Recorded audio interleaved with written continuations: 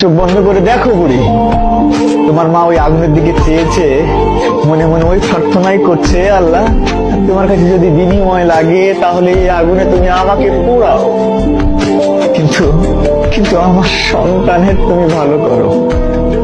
আমার সন্তান যেন খুশি থাকে, ভালো থাকে, যে কাজে তারা আছে সেই কাজের জন্য তারা যেন সফলতা পায়। আর তুমি কি করছো? তুমি এখানে এসে খুবই আরামে আরামে দিন পার করছো তো? ওরম নিয়ে তোমার কি বিবেক আছে? তোমার কি বিবেক আছে? তুমি কি একবারও তাদের এই কন্ট্রিবিউশনটাকে সামনে আনতে পেরেছো? কি বাবাকে ফোন দিতে চাইলা না?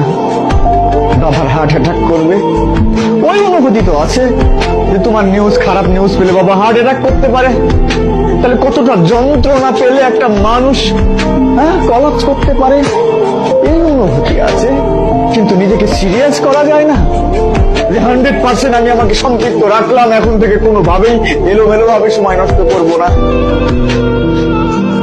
আমি নিজে বিশ্বাস করি, খুব করে বিশ্বাস করি, এখানে সবচেয়ে ভালো শিক্ষক দিলেও সব পেপার গুলো একদম হুবহু করছি, এখান থেকে হবে কোশ্চিন গুলো, এই ব্যাপারগুলো ইনশিওর করলেও